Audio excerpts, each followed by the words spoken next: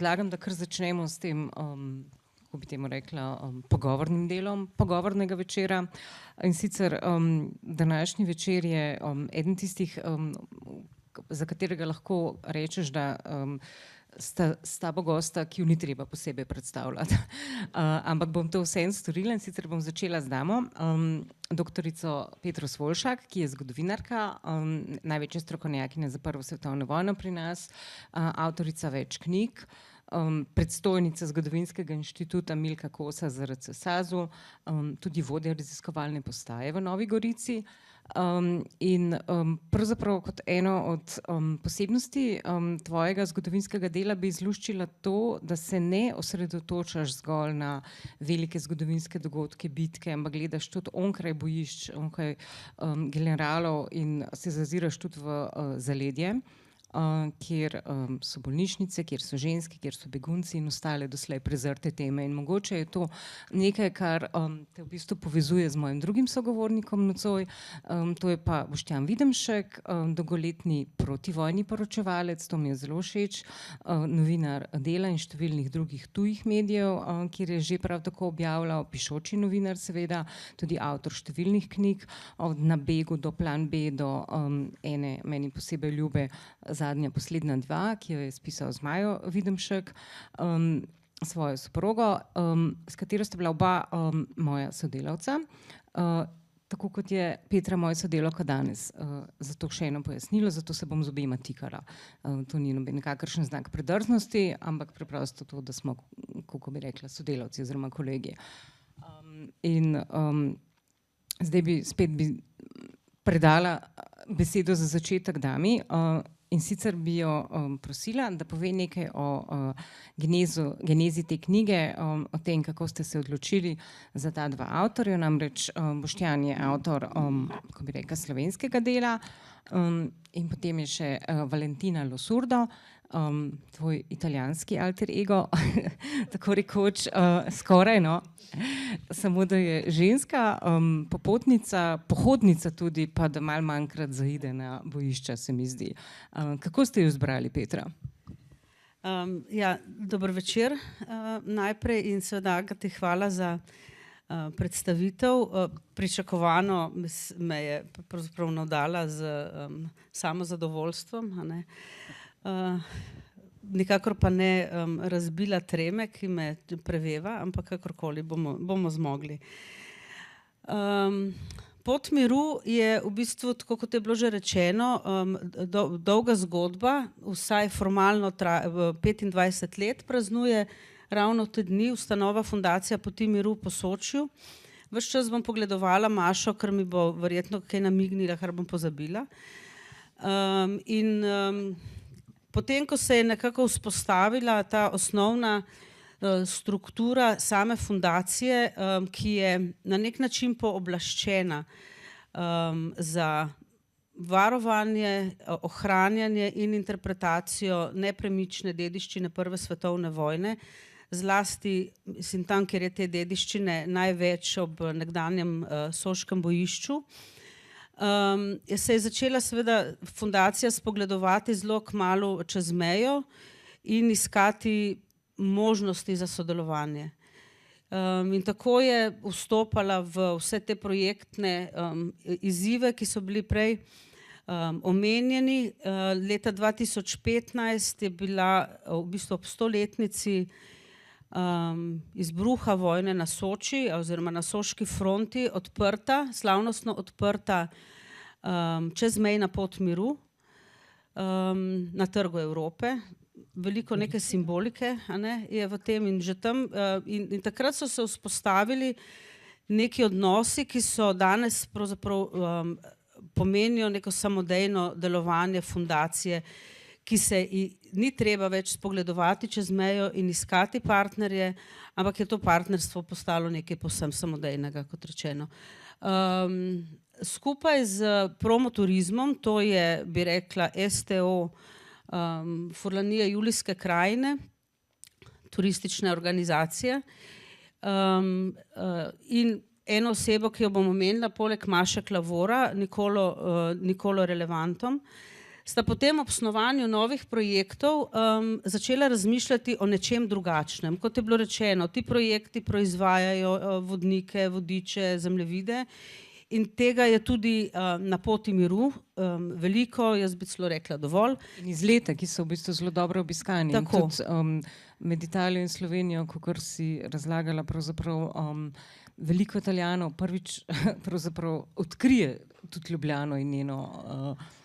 Ja, to je neka izkušnja, ki smo jo imeli letos, da so nekateri Italijani, ki živijo morda 40 kilometrov od meje, prišli prvič v Ljubljano v osamosvojeni Sloveniji in se čudili nad tem, kako je neverjetno čista in civilizirana, ampak to je zdaj zaklepaj. Skratka, Nikola in Maša sta začela razmišljati o nečem drugačnem. In Maša je rekla, mi bi imeli pa nek drugačen vodnik. Zdaj, ko rečeš vodnik, seveda ti pade vsa morala dol, ne, ker kot rečeno, tega je bilo dovolj. In se je razmišljalo in tuhtalo in potem prišlo do rešitve, ki se je reklo knjiga dveh avtorjev.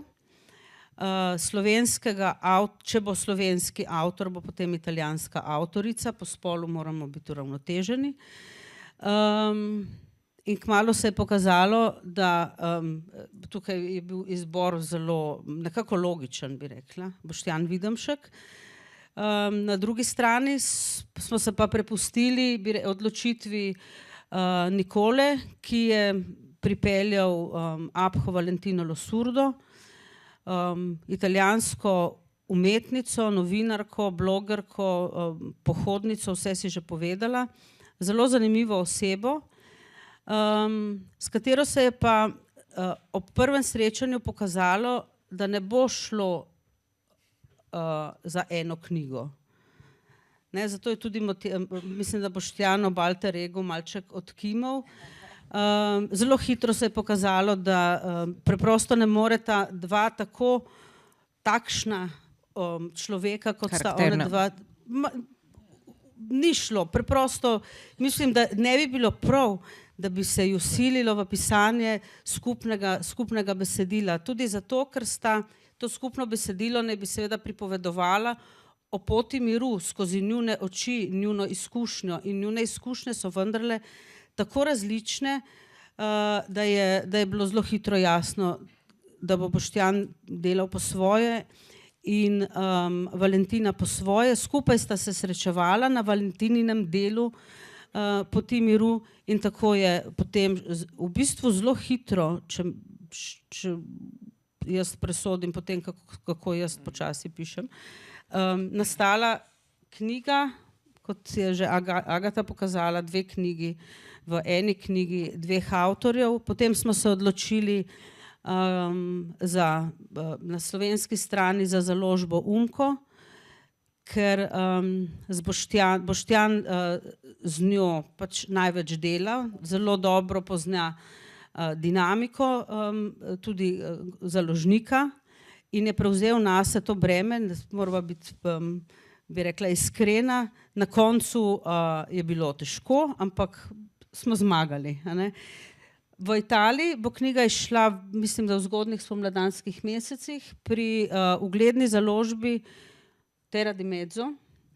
To pomeni zemlja vmes, ki je specializirana za izdaje različnih vrst vodnikov in nadejamo se, da bi potem nekoč knjigo morda prevedli še v nek tretji jezik in pokazali pravzaprav, kaj pomeni dejansko ne samo delovati čez mejo in sodelovati, ampak bi rekla to pot na nek način tudi živeti.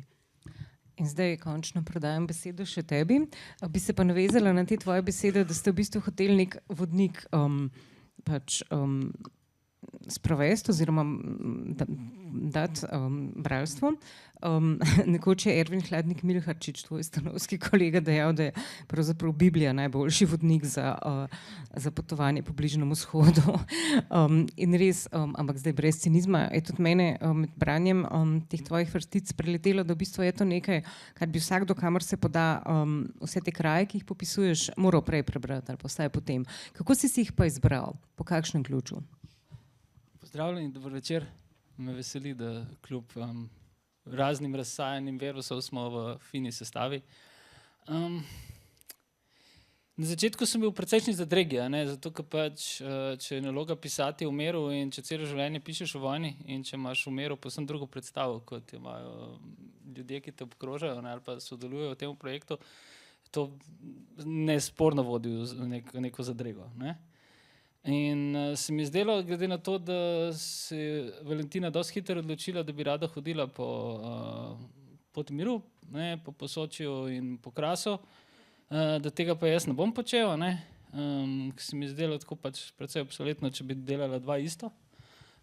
In sem želel na nek način akumulirane izkušnje in znanje iz svoje pač novinarske poti v bistvu preliti v nekaj, kar ima mogoče malo več kot zgolj dnevno ali pa tedensko vrednost, kot ga naše delo ima. V najboljšem primeru, v najboljših časih, nekaj sekund torej. In glede na to, da je pot miru zgodba v osnovi o prvi svetovni vojni, čeprav niti slučajno ne le o prvi svetovni vojni, nosi precej globje, močnejše, širše, večje sporočilo, sem tudi sam želel knjigo vsaj delno umestiti v to obdobje. In smo šli na začetku letošnjega leta skupaj z Mašo in Petro in večjo skupino ljudi na eno skupno pot na Slovaško, slovaški del Slovaške, ki je v bistvu že zelo blizu Galicije, ki je bil del Slovaške, ki je bilo znotraj Avstro-Ogrske frontna črta v prvi svetovni vojni vzhodnega bojišča. In smo tam obiskovali grobišča, bili tudi na nekaj grobiščih, kjer je bilo prav res šokantno videti dominirajoča slovenska imena.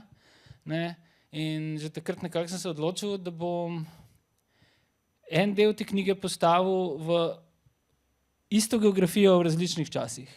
Le streljajo, ampak dobesedno le streljajo od tistega območja je ukrajinska meja.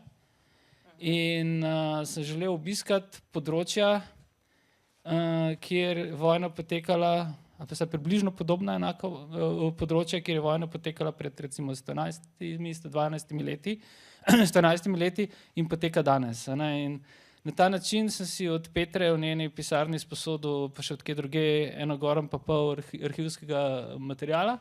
Iz njega prebral vse obsedeno in res me je požrlo, premlelo, izpljunilo in nazaj žrlo. In zaradi vrhunskih zapisov, poglobljenih, močnih, noro emocionalnih in visoko artikuliranih. In sem iz teh dnevniških zapiskov zbral ducate in ducate pač izbranih citatov, in šel iskat, ne da bi bila to vnaprej pripravljena zgodba, bolj je temeljila na nekih pričakovanjih kot na dejstvih. Šel iskat podobne zgodbe v ukrajinske vojaške bolnišnice v času današnje vojne. In hote ali ne hote na njih naletel v veliki količini. In ko sem, bi rekel, vzpostavljal množice in podmnožice, so se prišel do neverjetnega prikrivanja. Točno to. Ker namreč ne povem bralcem, če še kdo ni bral te knjige, po tem večeru boste zagotovo vsi hoteli imeti. To je pravzaprav res nek tak... To je res knjiga, ki si je človek ne želi prebrati, če sem lahko zelo neposredna, ampak kako pa jo prebere, je pa zadovoljen, da jo je. In tudi v bistvu se na nek način povrniti neka vera v človeštvo, ker pač vojna s tem obrabljenim rekom izvleče iz človeka najboljše in najslabše, in če kdo to Boštjan ve. In tukaj se res prepletajo te tvoje pripovedi, pravzaprav jaz sem dobila tako vtis, dejansko res to je nek katalog vseh vojn 20. in 21. stoletja, od prva svetovna, se pravi Galicija, Soška fronta, Bosna in pa potem, v bistvu sem vse naštela, pa Gaza seveda, ne Gaza. Kaj sem še izpustila? Spustila si Auschwitz. Ja, zato ker ga hranim za posebno vprašanje. Ampak No, vidiš, ne splača se tako taktizirati z Auschwitzom, nikoli. ne, spustila sem drugo, ja. Ne, Auschwitz je definitivno eno najmočnejših poglavij in pravzaprav tja si šel prvič. Tja si šel prvič s tu prisotnim očetom. In to z dveh razlogov. Eden je seveda bil, ker tam še nisem bil, sem si to želel dolga leta narediti, ker se mi je zdelo, da kakšen, bi rekel, klepajo proti vojni novinar ali pa razmišljujoči človek v konfliktih bi bil, in ne, če ne bi Auschwitz obiskal na eni strani. Na drugi strani je bil pa, kako bi rekel, timing, trenutek se mi je zdel izjemno pomemben. Smo v 2 letih in v 4. mesecu že genocida v Gazi, ki predvčerajšnjem sem napisal 501. časopisni članek o Gazi v tem času. Ne? To je pač res multiprodukcija, ki človeka mentalno, čustveno izsuši, ne? Na drugi strani pa ga dela strahotno lačnega po nečem globjem, širšem, kar ni zgolj nekaj časopisnega in instantnega. Ne? In ko je pokojni, meni osebno tudi tako drugače zelo bližnji britanski novinar Robert Fisk, leta 1975, takrat čez The Times, odšel na dopisništvo v Beirut na začetku libanonske državljanske vojne, je tik preden je odšel na to dopisništvo, kjer je potem ostal do konca življenja in tudi v Beirutu umrl, pred nekaj leti. Tik pred tem se je odpravil v Auschwitz, ki je bil seveda v tistih sivih socialističnih časih nekaj drugega, kot je danes. Ko je Disneyland postal, ja. Danes je pač turistična past, Takrat je bil pa v bistvu še v Rasulu in prva stvar, in s tem začne on svojo briljantno knjigo, ki je meni še vedno ključna, ne arabska referenca ali pa ne hebrejska referenca Bližnjega vzhoda, Pity the Nation, briljantne knjigi začne s pasusom ravno iz Auschwitza, kjer opazuje poljske otroke, ki brskajo po kupih in iščejo zlato. Ne bomo rekli, kakšno zlato ne bi to bilo. Ne? In ostalo je dobesedno zgodovina. Se mi zdelo pismo. To mi je najboljši uvod v katerokoli knjigo ali pa katerikoli film. In ne da bi rekel, želel kopirati, tudi knjiga se ne začne v Auschwitzu, nasprotno, začne se, hvala Samorugu za izjemen uredniški poseg, začne se v Srebrenici. Ampak je pa emocionalni vrh knjige v Auschwitzu, zato ker se tam razkrije v bistvu, da imaš za Auschwitzom več, kot si kdajkoli mislil. Ja, ampak to pustimo bralcem, recimo, kot nerazkrito zaradi tega, mogoče emocionalni vrh za avtorja, pa nekaj bralcev. Mislim, ker v knjigi tudi se govori, oziroma je med vrsticami so vedno te transgeneracijske travme, kar je posledica vojn, ampak dobro, zdaj ne bomo več, smo preveč povedali morda. Ne to, ne bi rad uzurpiral emocionalnega vrha knjige z osebno izkušnjo. Se strinjam. To je skrajno neetično v tem kontekstu. Je pa res, da so tudi zame, pa zdaj ne minimiziram učinka tvojega pisanja, ampak vseeno to, kar je pa vpleteno vmes, ti odlomki, ki so od vojakov, ki so bili slovenskih vojakov na bojiščih Prve svetovne vojne in pa te ženske interniranke. To so zelo močni odlomki in mogoče, če ti lahko na začetku poveš, kako ste to odbirali, oziroma to si verjetno, to je dokumentacija, ki si jo ti nabrala, potem sta pa skupaj izbrala, ali kako? V bistvu ne. Ne povem, da je tukaj med nami nekdo, ki ima spomine slovenskih vojakov kjerkoli, ne samo v Galiciji, Prve svetovne vojne v Mezincu. In ti jih lahko Marko Štepec, dober večer, lahko citira bistveno bolje od mene.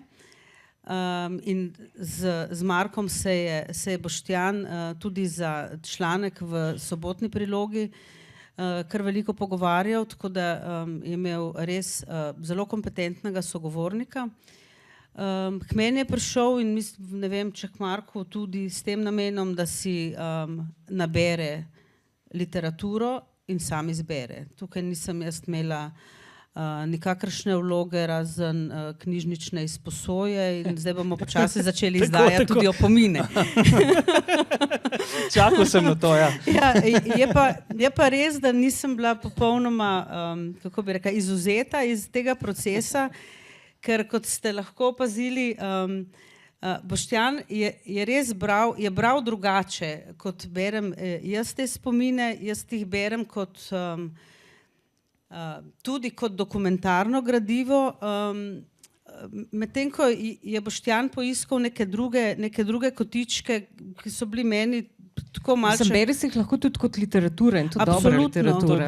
Absolutno. Bi prebrala pol en odlomek, ampak končaj najprej to, ker tisti me je res presunul, tisti Max Simončič. Ja, Max Simončič je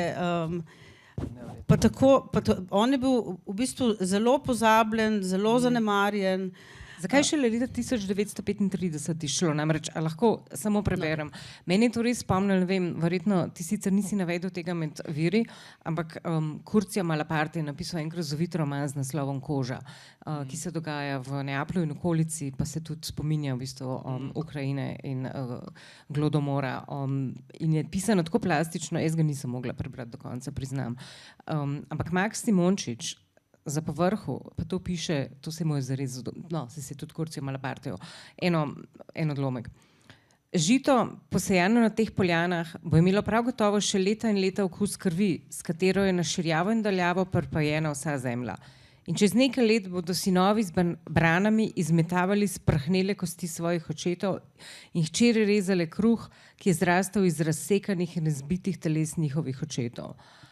In pa je grozovit, od shiranih konjev do napihnenih teles mrtvecev, ki tam ležijo in mislim, razpad sistema, res. No, moja vloga v bistvu v tem Boštjanovem branju je bila ta, da sem poslušala ali bila deležna njegovih odzivov, ki so te včasih tako malo posedli, no. Ker je dejansko bral tudi med vrsticami, da ne rečem med zlogi, no. In tako je potekal v bistvu ves ta izbor, kot rečeno, ker jaz nisem imela bistvene vloge. Pa vendar še eno vprašanje zate, pravzaprav ja, kako ti kot zgodovinarka gledaš na to in mogoče ne začnem drugače. Kaj je za vaju mir? Kako ti gledaš na to kot zgodovinarka, pa on? Vem, da se tvoja knjiga začne s tem, ampak jaz sem potem šla gledati v definicijo Frana, vendarle sem PR-ovka ZRC SAZU in Fran je portal ZRC SAZU. In tam piše, tam je v bistvu, kar me je zelo pretresalo, mir je definiran kot odsotnost vojne. Kar me je napeljalo pod pač tem deduktivnem sklepanju, da je v bistvu vojna naravno stanje človeštva ali...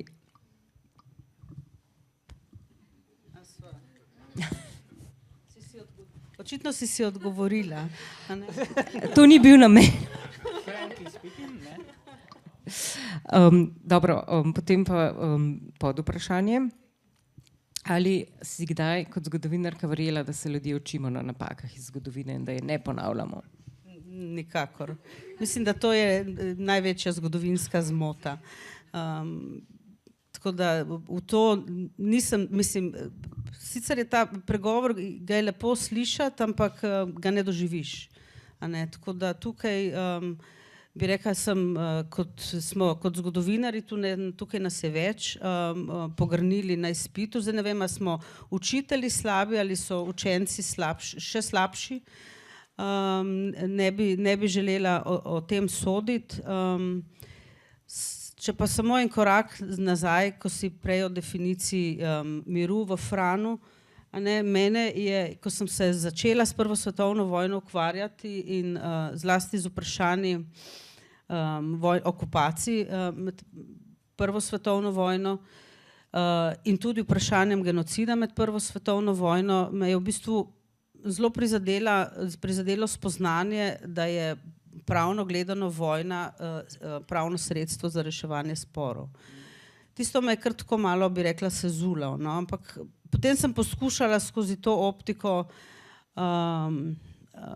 razumeti, čeprav zdaj sva spet tam, kjer Boštjan reče, vojne ne razumeš, če pač tam nisi bil in poskušala sem jo razumeti. pač skozi neko optiko, ki jo kot zgodovinarka moram upoštevati. A ne? Kaj sem že vprašala? Ne, v bistvu je ravno ta razlika med vama. Ti gledaš na vojno kot zgodovinarka, ti pa kot protivojni poročevalec, pa vendar se tudi ti spopadaš s temi dilemami in s temi dvomi. A ti smeš pisati o vojni kot nekdo, ki je ni doživel, čeprav si jo pravzaprav doživel. In namreč, ko si se pogovarjal z to gospo Saliho iz Srebrenice, ki so ji pobili vso družino, priznaš, kar me je presenetilo, moram reči, da se vsakič znal počutiš odveč, ko se s takim človekom pogovarjaš. Ne samo odveč, počutim se krivga, v zadregi sem. Zdi se mi, da praktično, če malo, ampak čisto malo pretiravam, da praktično že celo ali pa večino svoje novinarske poti živim od tuje tragedije. Da sem jebeni mrhovinar ob koncu dneva. In novinarstvo, ki živi od tega, je mrhovinarstvo, po mojem mnenju. Novinarstvo, ki stavi na objektivizem, na ta zadnja, nič vredna, antietična, nemoralna jajca, je mrhovinarstvo. Če se... Po drugi strani pa, nikdar več, o tem je treba govoriti. Auschwitz je posebitev tega. Ne odhajamo v nikdar več, kaj vemo, da se prevede v izključno in samo vedno znova. Ampak to sem hotel reči. To moralno, pa tudi kognitivno disonanco in dilemo je zelo preprosto mogoče razrešiti v nekem sistemu mojih osebnih in enako profesionalnih vrednot. Če se v tragediji nekoga drugega aktiviraš, če deluješ kot človek, ne pa kot bi rekel pol robot oziroma že skoraj izdelek umetne inteligence, če deluješ z empatijo, če deluješ z neko izčiščeno človečnostjo, potem to ni mrhovinarstvo. Mene ne zanimajo nosilci moči. V našem poklicu je seveda nujno sem in tja jim dati glas. Ampak se izrazito trudim, da tistim, ki uzurpirajo javni prostor, ki so v njemu nadprisotni, vse prisotni, ne dajem niti kančka besede, zgolj mogoče kakšno referenco v pombo. Že to se mi zdi prvi korak proti temu, da demrhoviniziram svoje novinarske prispevke in novinarstvo kot tako. Na drugi strani se mi zdi ekstremno nujno, da se distanca med pisočim, opazujočim do ljudi, s katerimi je v stiku, manjša, ne večja, kot si na terenu. Brez resnega, tesnega človeškega stika ni resne, tesne, novinarske, kakršnikoli bodi si resnične zgodbe. In časa ljudem nikoli ne gre odmerjati. Mi vstopamo v tuja življenja, mi krademo čas, mi se napajamo z njihovimi zgodbami. Nikoli, nikdar, nihče izmed nas, ki to počne, nima pravice odmerjati tega časa in prostora.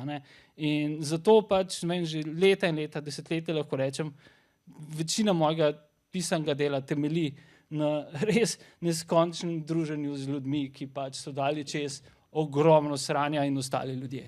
In torej se zgodi neizogibno, o čemer tudi pišeš, oziroma med vrsticami razbrati, ko omenjaš recimo svojega najboljšega ukrajinskega prijatelja in ti se s temi ljudmi zbližaš. Kako pa potem po koncu dneva, kako spiš? Govoriš o PTSD, o tej posttraumatski stresni motnji pri ukrajinskih vojakih. Kaj pa pri tebi posebno? V tem trenutku to ni pomembno. S tem pač to so stvari, ki jih v tem poklicu, tako kot poškodbe v športu ali pa karkoli drugega, vzameš v zakup. Ko bi rekel, to so tehnične stvari. To je res, to zdravnik reče. So pa tehnične. Razumem, to tudi kirurg. V kontekstu dolge poti do miru niso niti najbolj iteliksu vredne opombe. Ja. In zdaj, če se vrnemo nazaj k ogrodju tega pogovora, ki je bilo rahlo drugače oblikovano, pa vendar omenjamo oziroma se ves čas pogovarjamo o prvi svetovni vojni, ki v slovenskem zgodovinopisju pravzaprav do nekako stoletnice izbruha 2014 niti ni zares zavzemala zelo pomembnega mesta, niti ni bila v kurikulu. Tle se popolnoma strinjam z Boštjanom, ker sva približno isti letnik rojstva. Mi nismo, razen z izjemo Soške fronte, morda pa Dobrodob slovenskih fantov grob, zelo redko smo se o tem učili pri slovenščini oziroma pri zgodovini. In to je situacija, ki se pojavlja pravzaprav v vseh bivših sovjetskih državah in tudi Slovaški recimo in tudi Sloveniji, o čemer pišeš v knjigi. In ta slovaški zgodovinar pravi, da pa odkar je za seminarsko nalogo v srednji šoli se lotil Prve svetovne vojne, ga to obdobje ni nehalo zanimati. Kako si pa ti to odkrila?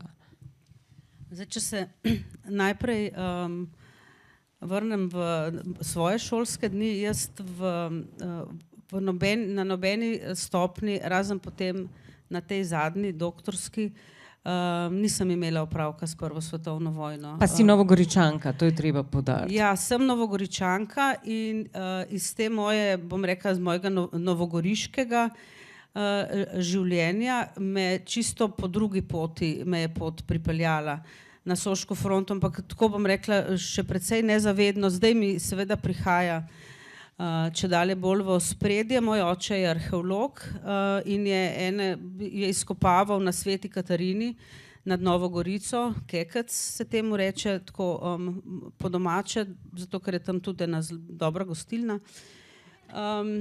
In včasih me je vzel s sabo in mi v bistvu na terenu pokazal, kako so potekali strelski jarki od Prve svetovne vojne, Rim in prazgodovina vedno po istem, samo pač v globino je moral zakopati. In to so bila ta moja srečanja, bi rekla, še v zgodnjih otroških letih s Soško fronto in rečemo posledično tudi Prvo svetovno vojno. Potem me je pa šolski sistem popolnoma zapustil.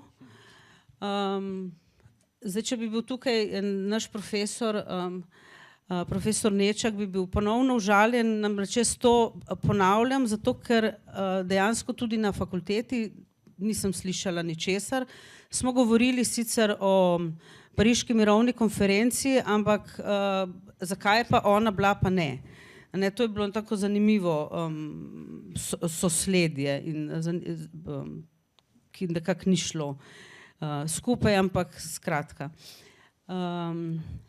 Potem sem pa v bistvu imela poleg očeta, ki me je marsikje vodil, še včasih jaz temu rečem kar duhovnega očeta, vsaj v zgodovinopisnem pomenu besede, to je dr. Branko Marušič, ki me je pa ves čas študija zgodovine nekako šparal za Prvo svetovno vojno. Dve temi mi je dal, ena so bile glažute v Trnovskem gozdu, ki jih zdaj obdeluje projektno moja sodelavka dr. Petra Kolenc. Enako ime je zgolj naključje. In tudi ona je mentoriranka dr. Branka Marušiča, le da je z naskokom mlajša od mene. Druga tema so bili pa begunci med Prvo svetovno vojno v Italiji in tako se je začela potem ta, bi rekla, ta moja dolga pot. Ampak še eno vprašanje, kakor sem na začetku v zvezi s tvojim področjem raziskovanja, na začetku sem že omenila, da si se pravzaprav osredotočaš na teme, ki niso strogo zgodovinske, ne bom rekla, ker se tudi dojemanje zgodovine in tega, kaj je zgodovinsko spremenilo, pa vendar pišeš o ženskah, o beguncih in podobno. Kolikrat si slišala, da so to ženske teme? Obstaja tudi, recimo v leposlovju sovražam, ženska pisava, moška pisava. Ne, jaz ne priznavam ženskih in moških tem. Jih ni, morda imamo ženske večjo afiniteto do kakšne teme, ampak to še ni ženska, ni moška tema in tudi ne raziskuješ je po moško in po žensko. Morda gre v nekem, pri eni določeni vrsti raziskovanja se soočim tudi s svojo žensko naravo. Namreč jaz že nekaj časa poskušam priti ne samo do številke padlih slovenskih vojakov, to približno imamo, ampak tudi do njihovih imen in nekih osnovnih osebnih podatkov. In najboljši vir za to so polkovne matične knjige, mrliške knjige, kjer so seznami umrlih s podatki, z rojstnimi podatki, njihovim socialnim statusom, kako so umrli, zakaj so umrli in kje so pokopani. In to so pač neke take velike knjige, kjer sem potem, pač, ko jih prepisuješ cele dneve, te na koncu izčrpajo. Naenkrat je izstopila iz mene mama, žena, zaročenka, ki je podoživljala vsakega... Ki je dobila vsa ta sporočila o smrti. Tako da sem potem na koncu dneva običajno zavila z arhiva na Dunaju na pivo in potem šele domov. No. Drugače pa ne bi rekla. No, mene sicer dejansko ne zanima vojna, tako kot Boštjan pravi, politični vrhovi, generali, in to niso nekaj, kar je niti okvir ne več mojih tem.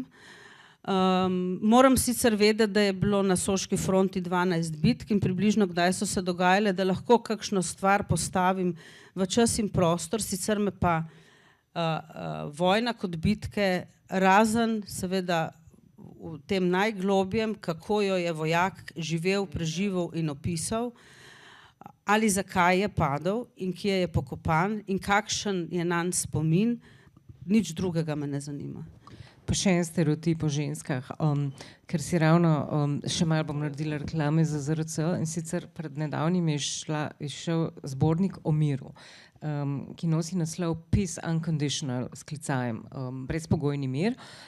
In Petra je avtorica prispevka o mirovnih iniciativah pred izbruhom Prve svetovne vojne, ki je potem obveljala za res zadnjo in vojno vseh vojn, o kateri ne bo več, kar kot vemo se je pač grdo izjelovilo.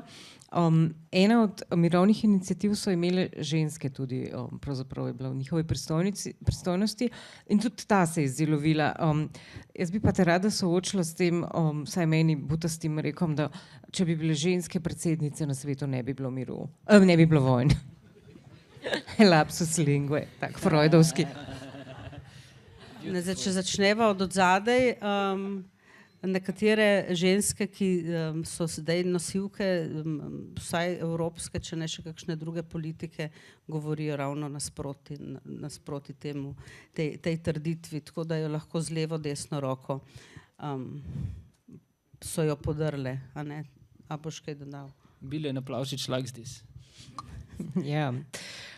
Pravzaprav, ko smo že pri Biljani Plavšič in tudi pri Mladiću, ki nastopa v tej knjigi, sicer samo v pripovedovanju ene od žrtev oziroma preživelih pravzaprav tega genocida v Srebrenici.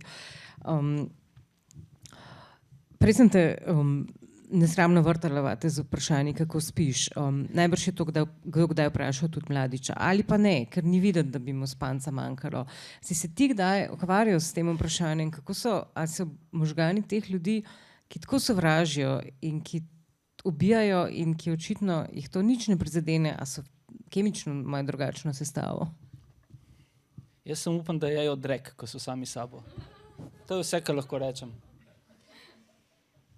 Ja. Mislim, lej, ne, upanje ostaja, ampak ne, mislim, to je pač edino vprašanje, ki se najbrž neka razlika je med nami in njimi, ne vem. Ne bi delal razlike med nami in njimi, ne. Tako sem precejšen zagovornik teze Roberta Sapolskega, da nekaj takega kot svobodna volja ne obstaja in verjamem, da so determinante nekaj, kar je ključnega pri našem delovanju. Ne? Zdi se mi, da pri vojnah, pri konfliktu, pri razumevanju sveta in še veliko več drugih reči je družboslovje popolnoma ali pa skoraj popolnoma neuporabno orodje. Da je družboslovje kot tako, pa sem faliran družboslovec, nekaj najbolj precenjenega v človeški zgodovini, da bi s pomočjo, mislim, da bo umetna inteligenca tukaj naredila kvantni korak naprej. Biologija pa nevroznanost. Tako. Ne? Mislim, da je treba marsikaj veliko bolj razumevati v tako v biologiji, nevroznanosti, kot v pavšalnih opisih, ki so vedno, tudi v družboslovnih znanostih, zelo blizu fikcije. Zelo blizu fikcije. Ne? Ko neke predstave o nečem v bistvu na količini, zato zelo podobno deluje umetna inteligenca. Ne? Imaš število informacij in potem zmožnost analitike. Samo to. To je v bistvu binaren zapis. Ne? In tako funkcionira družboslovje v resnici. A ne? Ko pa pride do interpretacije, se pa še ta analitika zruši. Ne? In zato si v zadnjih letih intenzivno pomagam z agresivnim samoizobraževanjem v naravoslovju. In se mi zdi, mi to odpira številna nova vrata, ki mi jih je zadevanje, intelektualno zadevanje v plafon družboslovnih spet itelik znanosti zaprlo naprej. Kaj pa Hannah Arendt pa banalnost zla, se s tem strinjaš? Še en tak koncept, ki ga se omenja skoraj neizogibno v povezavi z vojnami, genocidom in podobnimi. Ob tem me vedno rata malce strah. Ne? Ampak pa smo spet pri tem, da je to v resnici mnenje. Ne? Ker je to zelo preprosto. Očitno, zelo preprosto je. Ne? Tako, teza je, ne? Teza je, ja. Rabimo opreproščene razlage o kompleksnih rečeh, da se počutimo vsaj približno, tudi če so strahotne, ne? Da nas vsaj to blago umiri. Ne? To je neke vrste tak mentalni analgetik. Ne? In se poskušam vse bolj tudi v svojem delu, predvsem pa v nekem osebnem delovanju in razmišljanju temu izogibati. Ne? Zdi se mi, da tudi velik del novinarstva je zelo hitro pade na podobne finte. Ne? In še posebej, ne, bi rekel, v svetu nekega agencijskega copy-pasta, ki v najboljšem primeru dobi neko stilistično obdelavo ob koncu dneva, ne, je to v bistvu, smo spet pri tem, da ponavljanje istih zgodb ne nujno dejstev ustvarja javno mnenje, neko, bi rekel, vse občo resnico in tako naprej. Ne. Naše delo je nekje povsem drugje, mora biti grobo rudarsko, ne, mora priti tako izkopati globoko, kot je mogoče izkopati globoko. Se to ne pomeni, da si prišel do finalnega odgovora, ampak si vsaj na poti tja. Ne. In v tem kontekstu razumem tudi dolgo pot do miru. V večnem prerazmišljanju, ne, o lastnem razmišljanju v resnici. To strašno, to ves čas agresivno samorefleksijo, to, da si ne dovoliš biti kadarkoli, v kakršnemkoli odnosu, v kakršnikoli hierarhiji v resnici. Že sama hierarhija, kakršnakoli sama po sebi, je v bistvu konfliktna, vodi v vojno, če ni kar vojna sama.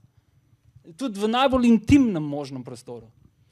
In to je ravno to, eno teh najbolj grenkih spoznanj, ki jih nanizaš v knjigi, je ravno to, da je vojna izjemno intimno doživetje. In če smo rekli, da ne bomo brali odlomek, ampak že drugič to kršim, citiram Boštjana Videmška, ob koncu dneva je vojna izključno in samo intimna. Vojna je najhujša za 4 stenami, če ti sploh še stojijo. In to je v bistvu, to je res. Hotela sem pa vprašati nekaj drugega, in sicer o smehu, o čemer tudi pišeš. O tem, da ko pa smeh obmolkne, je pa to res najhuje. Ja, ko se nehamo smejati, je konec sveta, moramo se smejati.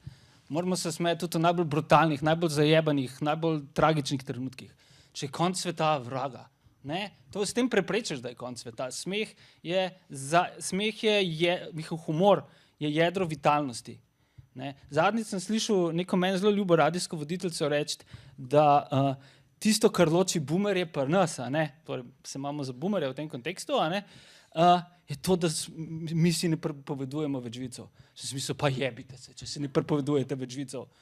Če ni več vicov, ni več ničesar. Pismo z vici kanaliziramo lastne zagate, lastno nemoč. Še posebej, ne vem, v družbah, ki so nekako bolj zaprte ali pa imajo, recimo, Radio Erevan in tako naprej.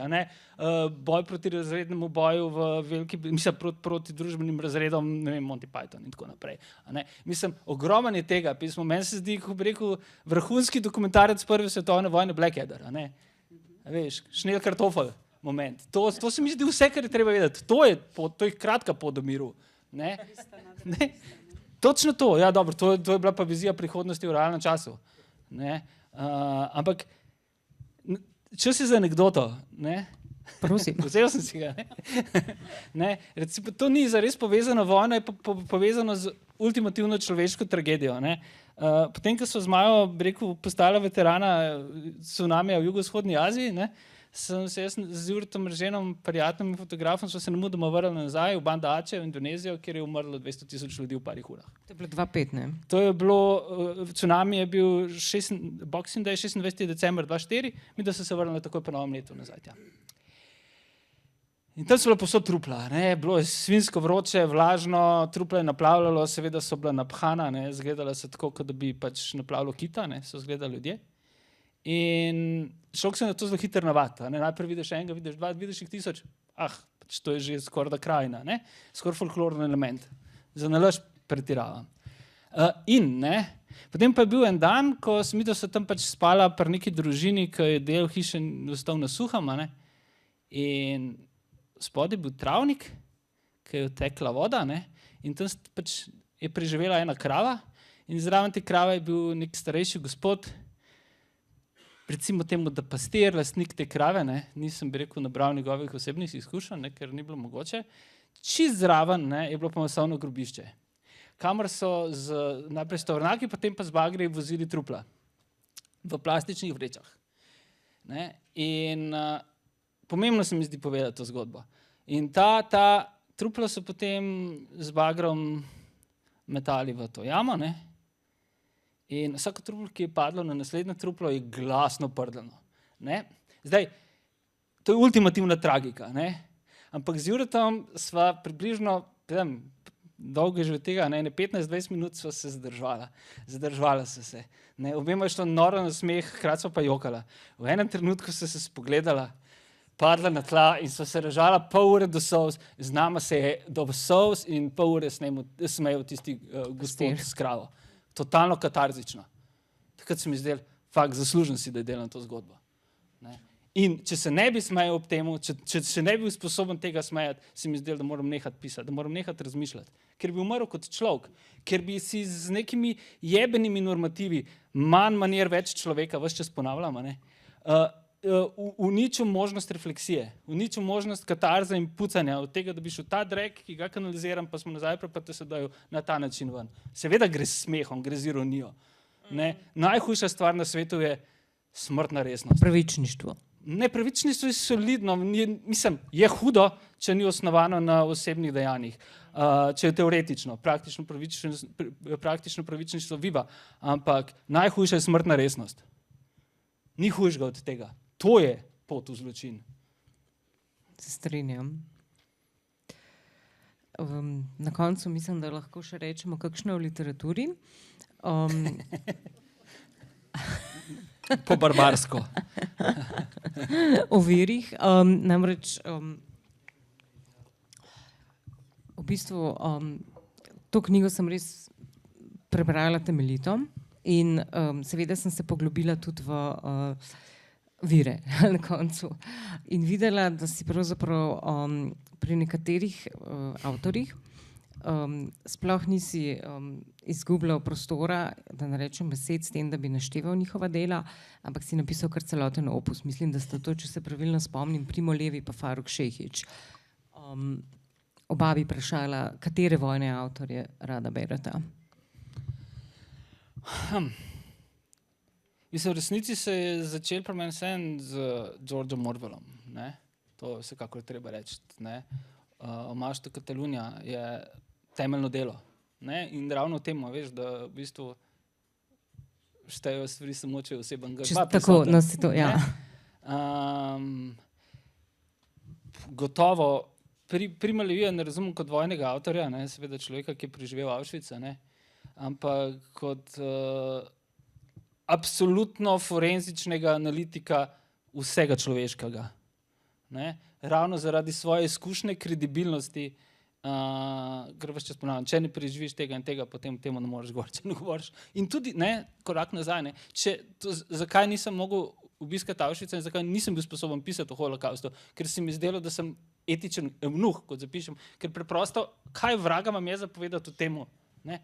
To, da zadnje priče, zadnji pričevalci odhajajo. Treba je prevzeti to štafeto, ne?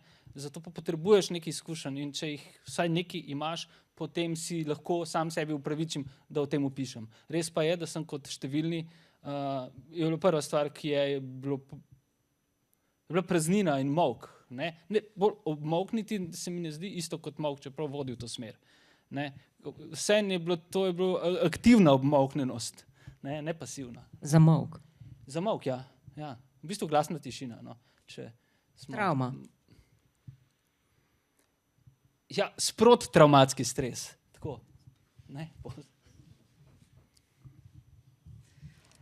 A jaz? Ja. Mislim, Boštjan Videmšek, ne? Se to je bilo... To smo Tebe nisem mogla vprašati. Tebe nisem mogla vprašati, če svoje knjige bereš, ampak... Ne, tako jih zaprem in vržem stran.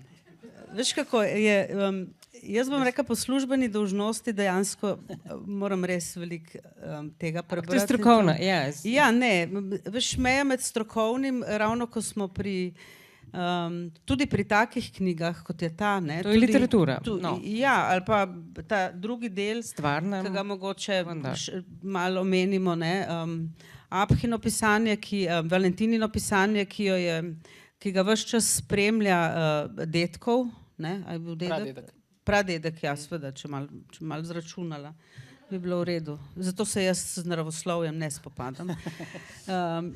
Skratka, ves čas spremlja njene sprehode in transgeneracijska travma v bistvu na nek način. Tako, ampak do te v bistvu je prišla v zadnjem trenutku. Čisto po naključju, potem, ko je začela, ali tik pred tem, ko je začela, ko je začela hoditi po nekdanjem soški fronti, recimo temu tako.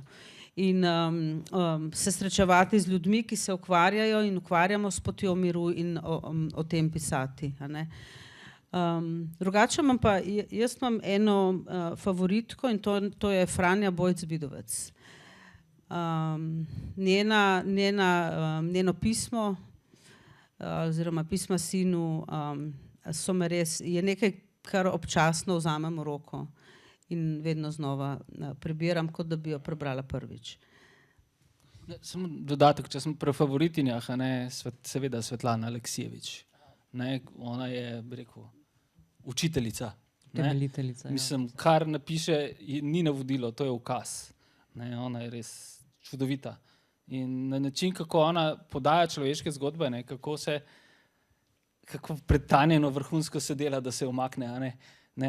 Tako prisotna je pri tistem človeku, ki v njenih knjigah, pri človeku, ki govori. In ta izkušnja, ne glede na to, je aktualna ali je stara 70, 60, 80, 30 let, je izjemna. Od Černobila do druge svetovne vojne. To se mi zdi mogoče temeljno pisanje o kolektivni človeški tragediji. Ne? Ker še eno vprašanje imam zate, pravzaprav, to me pa tudi osebno zanima. A obstaja zate razlika med poročanjem z vojnega žarišča, kar si zdaj v bistvu opustil, kar tudi v knjigi pišeš, pa z prizorišča podnebnih katastrof? Ko bi le opustil, ja. Ne, si v knjigi razložiš, kako je potem šlo. Ravno nazaj, nekje, kjer ni bilo ravno lepo. Mislim, zdaj to verjetno postal že klišej ponavljati ves čas, ampak spopad s podnebnimi spremembami je ključna fronta človeštva, pa ne le človeštva. Ne? In glede na to, da pač jezik vojne je specifičen in ga uporabljam in sem odvisen od njega in je vse prisoten, seveda se je to preselilo tudi v pisanje o podnebnih spremembah, ampak v bistvu v želji po alarmu, v želji po klicanju... Zaveščanju? Vražeš to besedo? Ne, ampak ni prva prišla misel urgenca je odmevalo, pa sem jo probal dati v nekaj bolj človeškega. Se mi zdi, da je pomembno pisati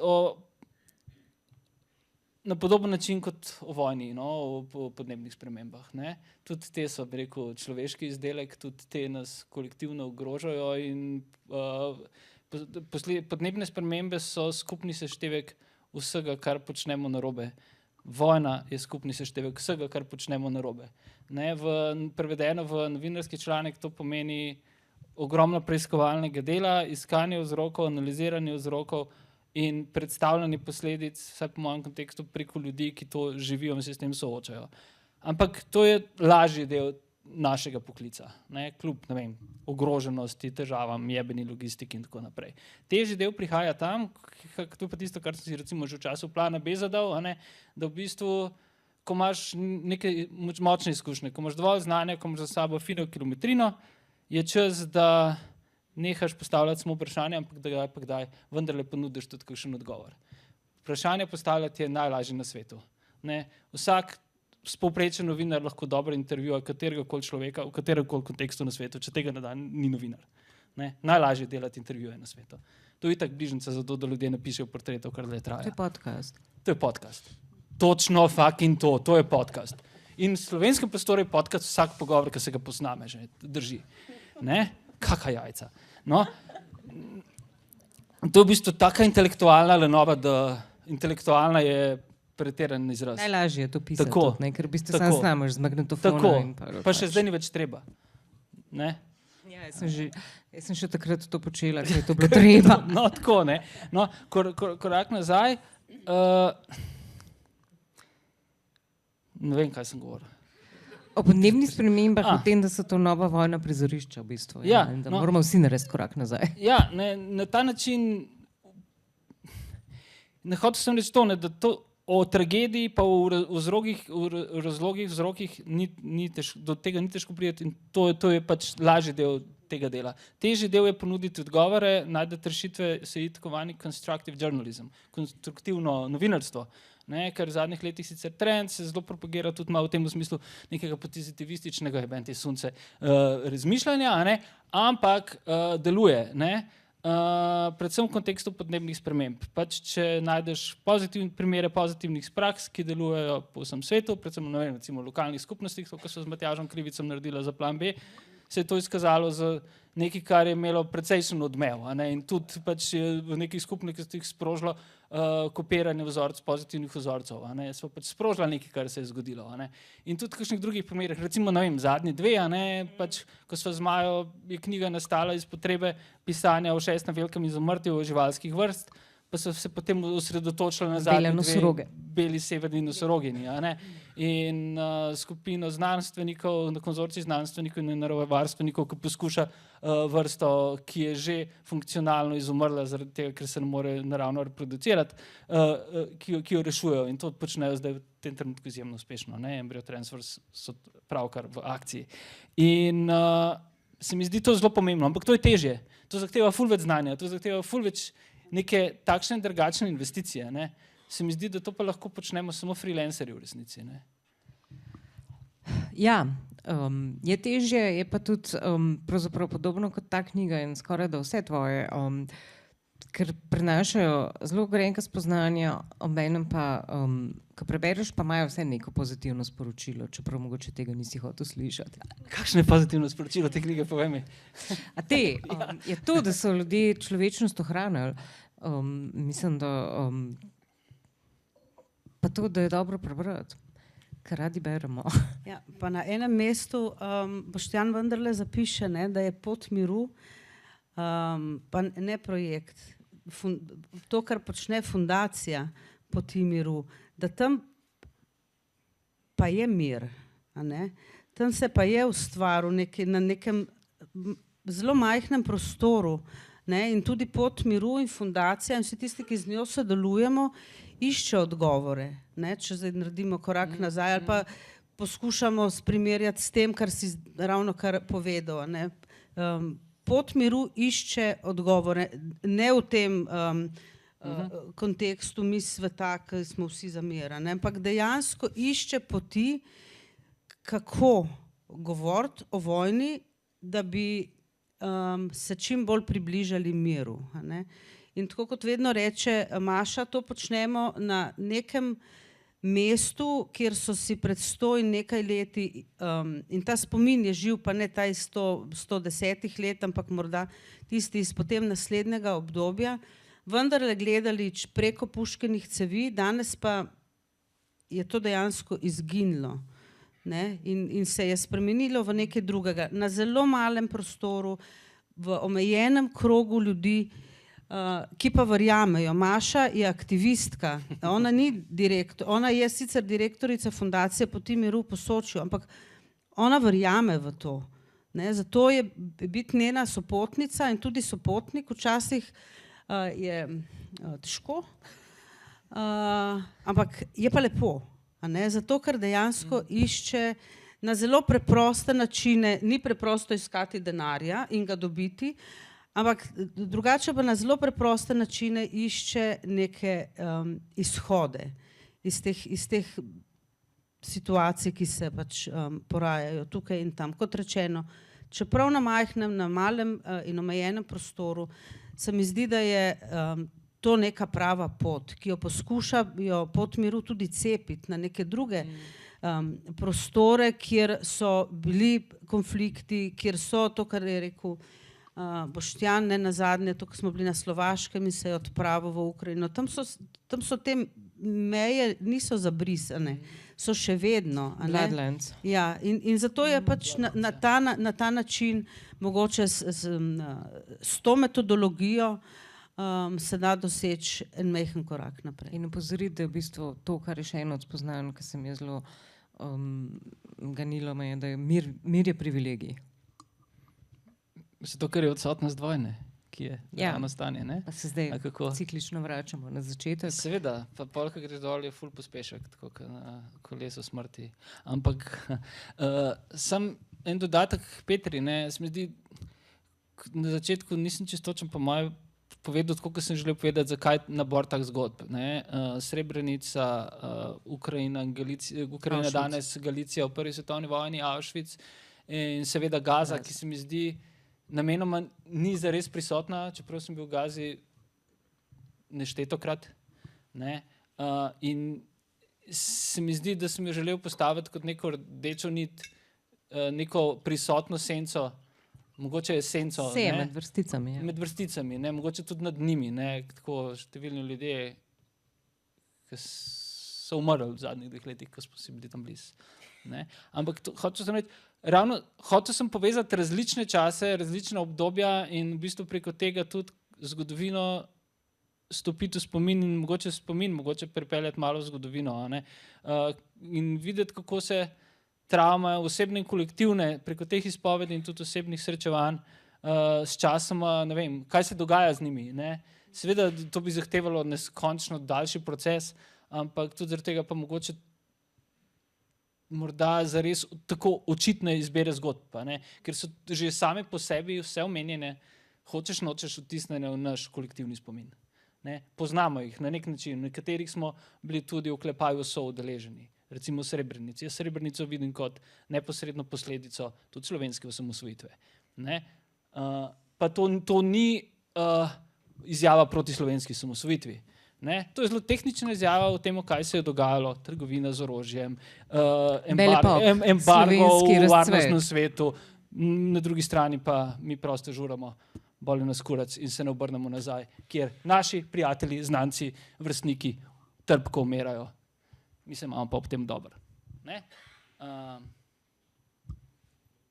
Zato se začne vse skupaj s Srebrenico. Mislim, da je Srebrenica tudi meta zgodba razpada naše nekdanje skupne države. Nikakršnih obžalovanj nimam ob razpadu nekdanje skupne države. Zakon, bi rekel, se ocenjuje na koncu. 100.000 mrtvih in milijone pregnanih kot rezultat prisilnega zakona je jasen dokaz, da je bila to velika iluzija, ki je zasluženo padla. Ampak poveličevanje narodnih zgodb, igranje himne in nacionalen diskurs, ki prevlada nad intimno človeško usodo, je jedro zla. Ampak, ko se zdi tako hreno ikonoklastično, bi te pa mogoče še prosila, da obelodanes še nekaj, kar sem v bistvu ves čas, ko sem, ampak ni mi bilo treba dolgo časa čakati, da si omenil to. To eno čudno lastnost enega dela slovenskega javnega prostora, ki Ukrajini odreka pravico do obrambe. Mislim, da je to dovolj za iztočnico.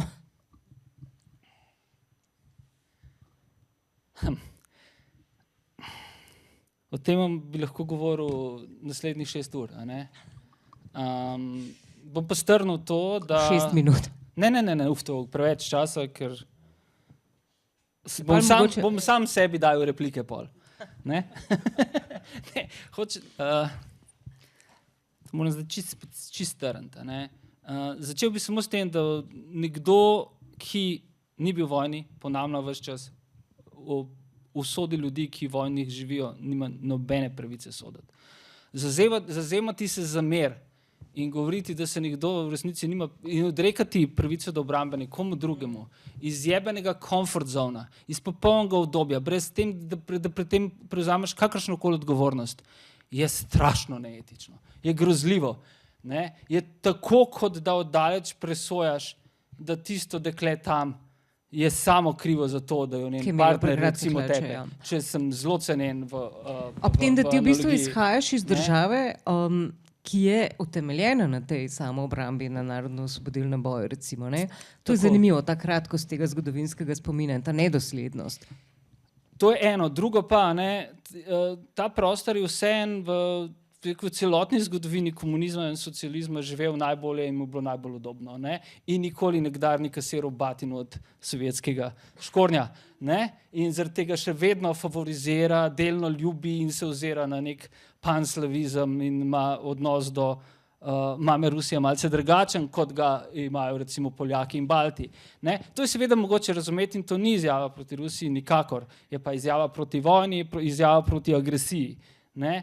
In je izjava proti temu slepomišljenju slovenskega akademskega mirovništva, ki je globoko ideološko in z človeško realnostjo in totalno odtojeno od realnosti in kolektivnega človeškega trpljenja. Ne? In to vrstno mirovništvo je zame ohranjanje vojnega statusa quo. In na nek način to mašinerijo poganja naprej. Ja, in tudi kaže na to dvoličnost, ne? Ker pač lahko nosiš palestinsko ruto, ampak Ukrajinci se pa ne smejo braniti. Recimo. No, ampak zdaj pa mislim, da smo zakorakali že na dovolj polemična tla, da sploh glede na to, kot je Petra omenila, je tukaj med občinstvom veliko zgodovinarjev, da predamo glas še publiki.